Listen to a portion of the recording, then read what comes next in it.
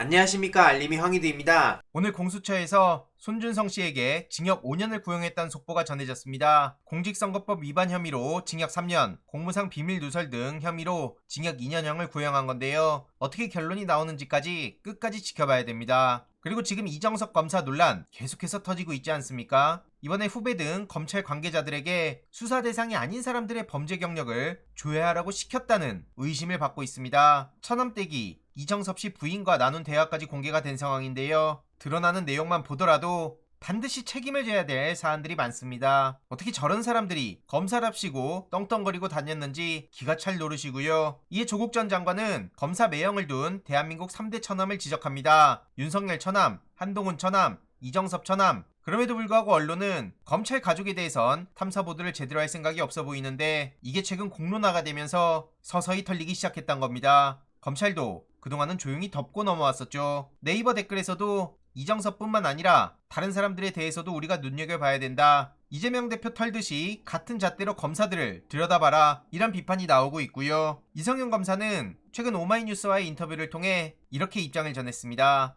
한마디로 쌍특검법이 통과되면 역할을 맡을 수도 있단 건데요. 과거 중앙지검장 당시 악착같이 버텨서 오늘날 김건희 특검이 온 만큼 끝을 보고 싶다는 취지의 입장을 전했습니다. 만약 특검으로 지명된 기적이 생긴다면 결코 피하지 않겠다는 건데요. 과거 윤석열 총장 당시 어떤 식으로 방해를 했는지도 낱낱이 공개합니다. 오히려 지시에 안 따르면 언론에선 이성윤, 항명 이렇게 주장하며 정치검사로 몰아가기도 했죠. 이뿐만 아니라 검찰총장 당시 징계처분 취소 소송 항소심도 12월 19일에 나오는데 이건 윤석열의 아킬레스건이라고 표현한 바 있죠. 그래서 어떻게 되는지 이 또한 계속 지켜봐야 됩니다. 그리고 지금 국민의힘 내부도 말 그대로 아사리판이 됐는데요. 윤심을 끌어들이며 울산에서 버티기에 들어가고 계속 황당한 언플만 쏟아내니 국힘 내부에서도 리더의 자격이 없다 이런 비판이 나오고 있는 겁니다. 김영남 전 의원도 김기현 대표는 리더의 자격이 없다 이렇게 비판했고요. 김근식 씨도 수도권에서 선거 준비하는 사람들은 참담하다 그러면서 현 지도부를 강하게 비판했습니다. 이런 와중에 인류한 막말이 터진 건데요.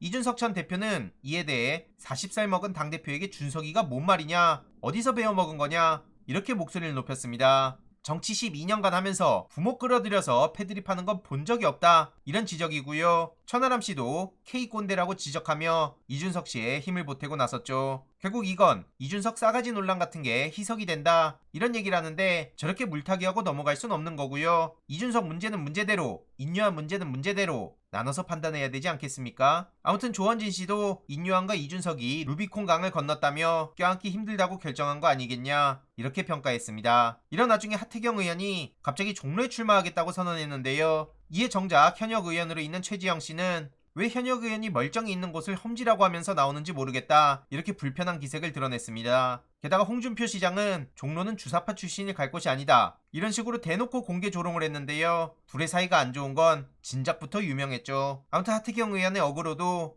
일시적인 소동으로 끝날 것으로 보이고요. 결국 지금 중요한 건 저런 하찮은 언플에 민생과 예산을 위한 국회가 묻히고 있다는 겁니다. 윤석열 정부, 국힘이 이쯤 되면 의도적으로 가로막는 거 아니냐 이런 지적까지 나오고 있고요. 참고로 민주당에선 청년 폴리마켓이라고 청년 정책 관련해서도 랩 2030에서 열심히 신경 쓰고 있습니다. 관심 있으신 분들은 참가하시길 바라고요. 앞서 말씀드렸듯이 이재명 대표는 오히려 정부 여당이 야당의 발목을 잡는 특이한 현상을 비판하고 있습니다. 이와 관련한 발언으로 영상 마무리하도록 하겠습니다. 제가 최근에 이렇게 살펴보니까 정부 여당의 특징들이 몇 개 드러난 게 있습니다. 종래에 보기 어려운 특징들 중에 하나가 정부 여당이 야당의 발목을 잡는다는 것입니다. 보통은 야당이 여당이 하는 일에 대해서 견제, 감시 역할을 하기 위해서 뭔가 제지를 하고 반대를 하게 되고 이걸 이제 발목 잡기라고 이제 보통 프레임으로 공격을 합니다만 희한하게도 이번 정부 들어서서는 야당이 이런저런 정책을 내고 뭘 하자고 하면 여당이 나서서 발목을 잡는 아주 특이한 보기 어려운 현상들이 발생하고 있습니다. 그 중에 하나는 역시 입법에 대한 정부의 아주 일관된 거부권 행사도 하나인 것 같기도 합니다.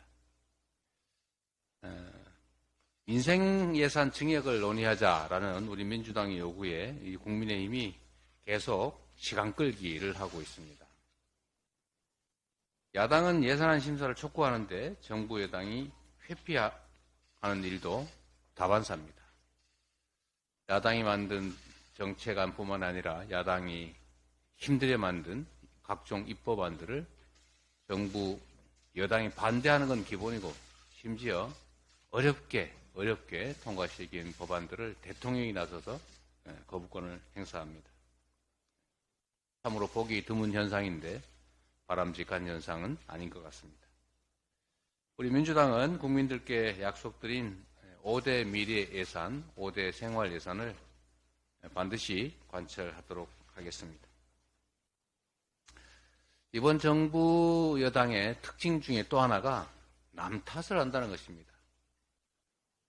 국가 행정 권력을 완전히 장악하고 정말 그 권력조차도 무소불위로 행사하고 있으면서 문제만 생기면 전 정부 탓, 야당 탓, 뭔가 남 탓을 합니다. 모든 권한에는 상응하는 책임이 따르는 것입니다.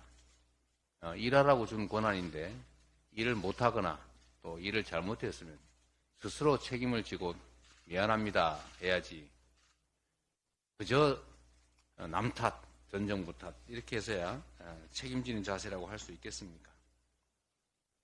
그 중에 하나가 이번 행정 전산망 마비 사태입니다. 지난 일주일간 행정망 마비 때문에 얼마나 많은 국민들이 피해를 입었겠습니까? 얼마나 많이 불편했겠습니까? 이것도 한두 번도 아니고 여러 차례 마비되고 그것도 계속 지속되고 있는데 역시 특이한 것은 남 탓뿐만 아니라 책임을 지지 않는 것입니다. 대통령은 이번 사태에 대해서 아무런 언급이 없으신데 이번 사태의 책임자인 행안부 장관, 이상민 장관을 즉각 경질하는 게 온당합니다. 대통령께서도 온 국민이 겪은 이 불편함에 대해서 정부의 공직자들의 안이함과 무능함 그리고 이 행정 잘못으로 인한 국민들의 피해에 대해서 사과하시는 것이 온당하다 이렇게 생각합니다. 남 탓하기보다는 내 탓이요 하고 주어진 권한을 제대로 행사해서 국민의 불편함이 없도록 민생과 경제가 살아날 수 있도록 최선을 다해 주시기 바랍니다. 이상입니다. 이번 내용도 유익했다면 구독, 좋아요, 알림 설정, 멤버십 가입 정말 큰 힘이 된다는 점 말씀드리고 싶습니다. 주위에 널리 공유 부탁드립니다.